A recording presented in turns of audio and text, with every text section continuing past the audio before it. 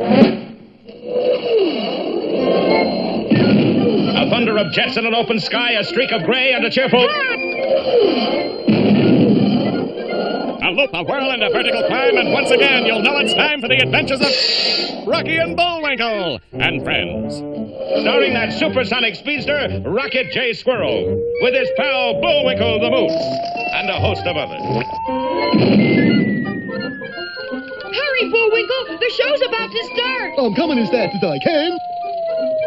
Wave to the people! Yay! Now what are you doing? Signing autographs. Let's see. John Smith. But your name is Bullwinkle. I know, but that's hard to spell.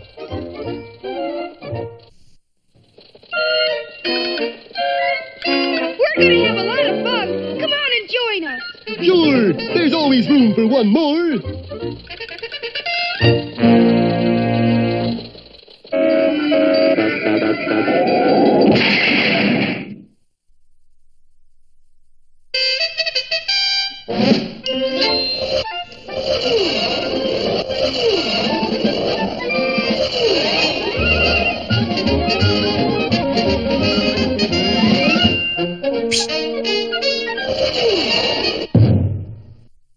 Well, that make-believe party that Boris was throwing at his house for the Moon Men developed some unexpected complications. In the first place, after Boris went to all the trouble of mixing up a bucket of Mickey Bens, Bullwinkle gave the wrong toast. Well, here's the crime. And Boris and Natasha had to drink their own sleeping potion. After that, the gathering broke up rather quickly.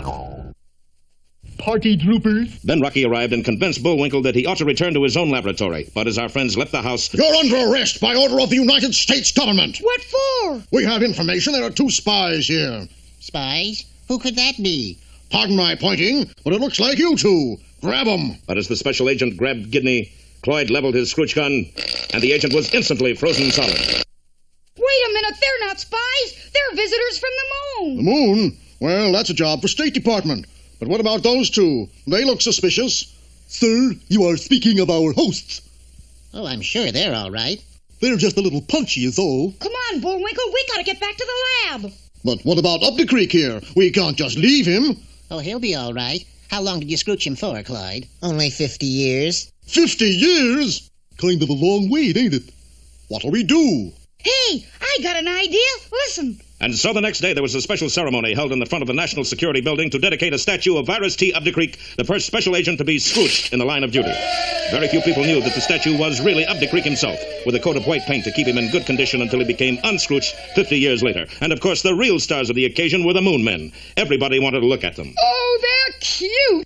And in the next few days, the whole country went moon mad. Women immediately adopted the Moon Man look. Beauty shops specialized in Moon Man hairdos. Pointed heads were all the rage. Gidney and Cloyd were given the key to the city. Delicious. They even made television commercials. And this is what the Moon Men look like after only 6 weeks at Dick Fanny's.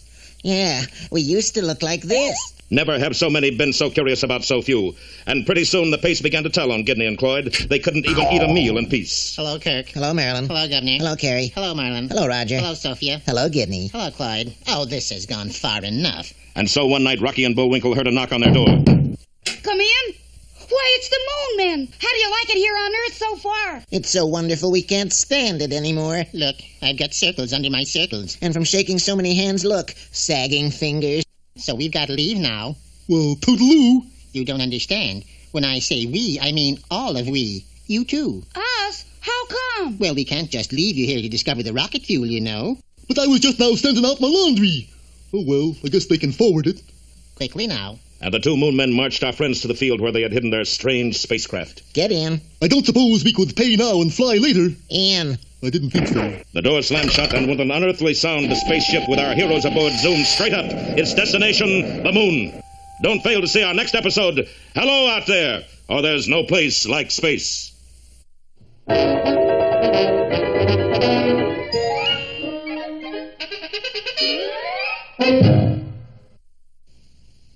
now... Hey, Rocky, watch me pull a rabbit out of my hat. But that trick never worked. This time for sure. Presto! Well, I'm getting close. And now it's time for another special feature.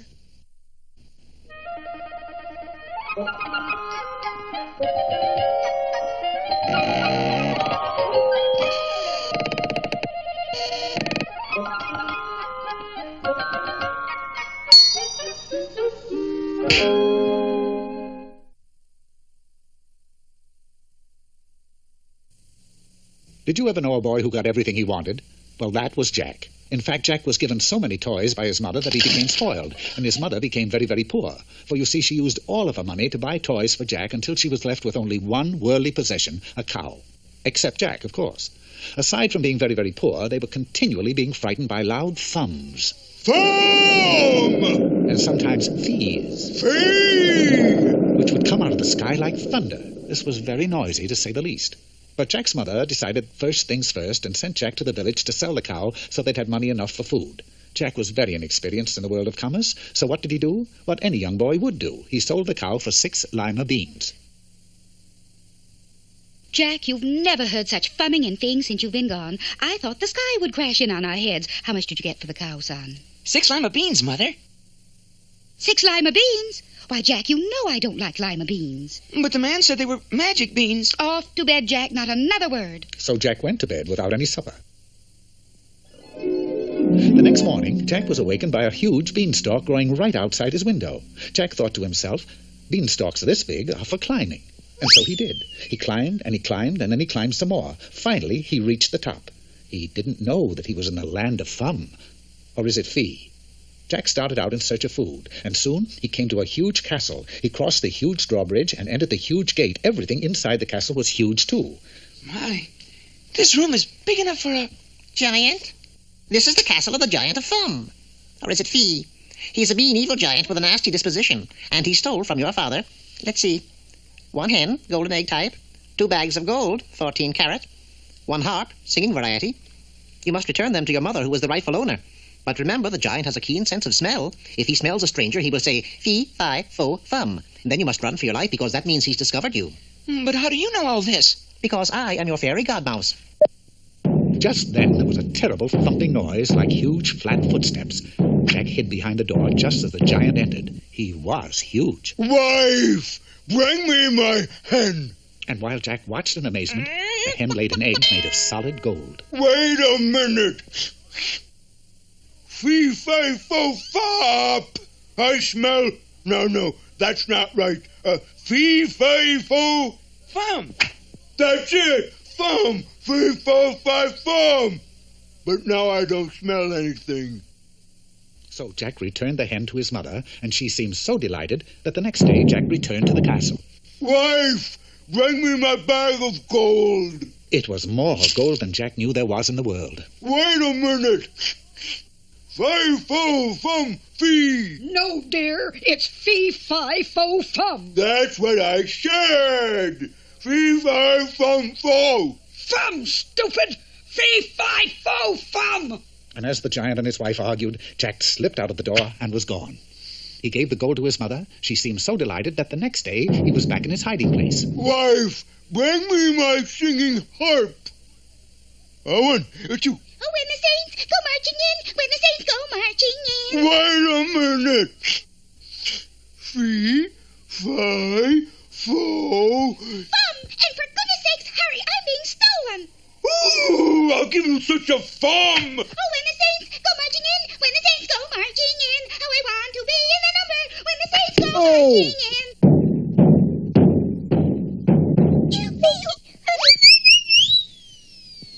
You know, Jack didn't really have to chop down the beanstalk. For you see, the giant was so afraid of heights that when he looked over the edge, he was so frightened that from that day on, never again was heard a thumb or even a feeble fee. Only foop or tweep. And Jack changed too, for he had learned that there was as much fun in giving as in receiving, and so everybody lived happily ever after, Jack and his mother and the cow. And a fairy godmouse.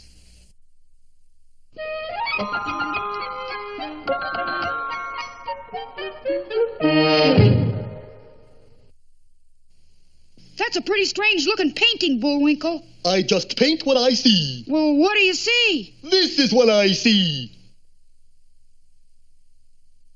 Now here's our own tribute to the arts, Bullwinkle's Corner. Hello there. Today's poem is called My Shadow. Okay, Rock. Thank you. I have a little shadow that goes in and out with me, and what can be the use of him is more than I can see. He stays so close behind me, he's a coward, you can see. I'd think shame to stick to Nursey like... Ooh. All right, wise guy, put him up. Anytime a dang busted shadow gets flipped with me... Ooh. Okay, you've been asking for it. Ooh. Well, I still got my secret weapon. Okay, Rocky, turn off the light. Oh, fiddle faddle. And now it's time For 5 or 6 baritone solos in the key of E. But If not... Ooh. now for another of our special features. Should have tried E flat.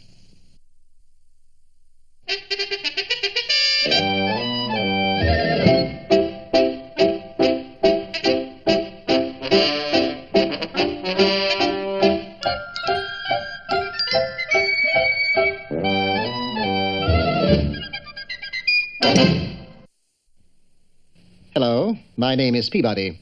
I am a genius. And my name is Sherman. I'm a boy. Mr. Peabody's boy. Set the Wayback Machine for the 6th century, Sherman. 6th century it is, Mr. Peabody. And the place? Camelot, where we'll visit King Arthur. The Wayback took us way back instantly to the foot of King Arthur's throne. At last you are here. Which of you is the doctor? Why, is someone ill, Your Majesty? Not yet, but there will be. There always is on Black Tuesday. Black Tuesday, sire? Yes. Once a year, merry old England breaks out in a rash of plagues and floods. It always happens on a Tuesday. And you couldn't very well call it White Tuesday, could you? Have there been any disasters yet? Oh, yes, all sorts. Such as? Well, take it, for instance, my singing sword. Looks all right to me. Well, it may look as all right, but today it singeth flat. What else has gone wrong, Your Highness? There's Merlin the magician. 1 hour ago, he developed a case of amnesia. Abra. Oh, I wish I could recall how the rest of that goes. You see, one calamity after another. And who knows what's next? We soon found out. Sire, we are doomed! Camelot is doomed! Of course we are, dear boy. It's Black Tuesday. It's the drawbridge, sire! There's a dragon down there! A glance through the castle window confirmed the unusual report. This, then, is it. Why not? Fight the dragon. Yes, but what with? What about your knights? Restless, lad, restless. Can't sleep a wink. Sherman is referring to the armored type of knight, Your Majesty. You know, Galahad, Lancelot. Oh, them. Yes, that's a good idea. Summon my knights. Quickly, the drawbridge was lowered. But unfortunately, most of Arthur's knights had taken a shower with their armor on. Rust. It is the thing we feareth most. However, one solitary knight chose that moment to return from a quest. I am Arthur's most valiant knights around. Begone, O dragon, or I shall runneth you through. But instead of departing, the dragon merely sent a scorching sheet of fire. Gadzooks, I've been barbecued. Infuriated, the king drew his singing sword. Out of tune or not, Excalibur and I will cut the beast to ribbons. But the only thing he cut was a bell cord. Well, Mr. Peabody, what now? It would seem, Sherman, as though the responsibility is ours. Yeah, but how do you handle a dragon? Preferably with asbestos gloves. Wasting not a second, we crossed the drawbridge and confronted the huge monster. We don't have any weapons, Mr. Peabody. We don't need any. Now, if you'll empty your pockets, remove the contents and place them on the ground. I don't get it. The dragon will, my boy. Ah, that's what I was looking for. I believe you call this... Bubble gum. Double bubble gum. Yes. Now we shall leave the bubble gum here and return to the castle. Do you think the dragon will let us? Like anyone else, dragons are curious. No sooner had we left the scene than the dragon had inspected the bubble gum, decided it was edible, and quickly chewed it. I still don't understand. Watch. We've been quite patient with you, and so I suggest you return to your home, or else we'll be forced to resort to violence. Look out, Mr. Peabody. He's going to breathe fire on you. You forget the bubble gum. And so, as the dragon sank slowly in the west, Sherman and I returned to Arthur's throne. Magnificent display of courage. I would knight you both if we weren't so busy with the termites. Now it's termites, sire? Look. Before our very eyes, a square, massive table was partially consumed. This is terrible, Mr. Peabody. I don't know. Think of it this way. If it weren't for the termites, King Arthur and his knights might never have had a round table.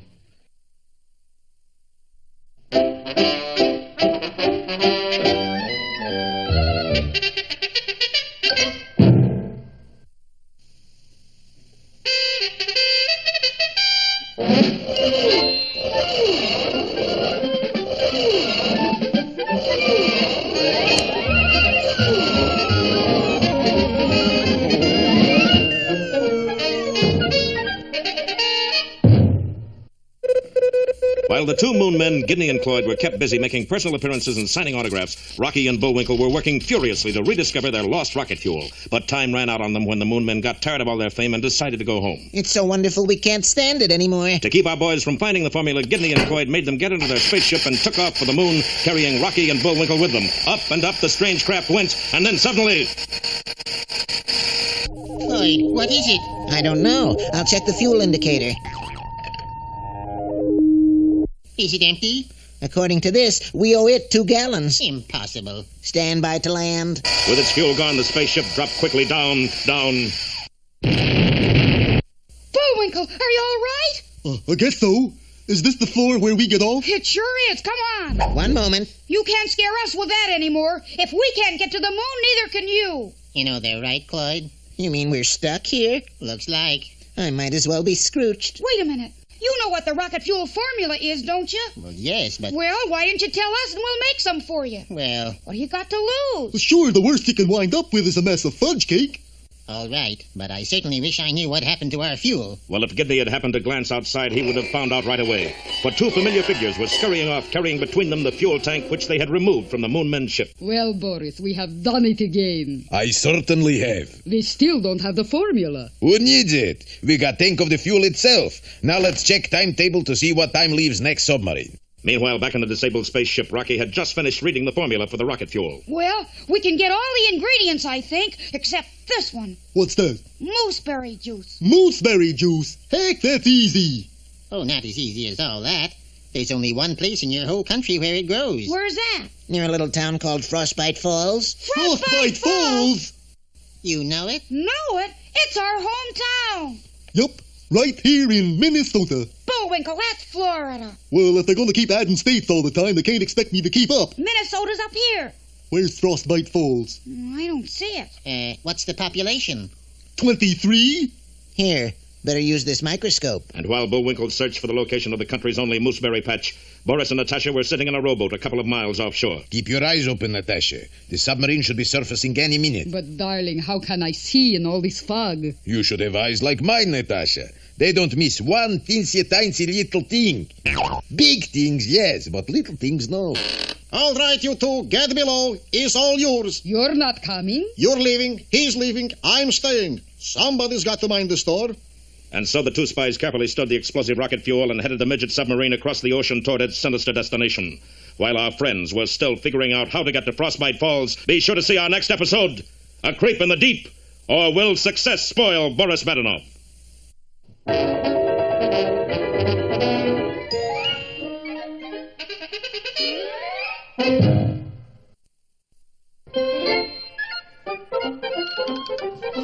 it looks as if our time has just about run out. Just enough left to tell him who the sponsor was. You got the credits, Bullwinkle? All on this itty-bitty card. Oop.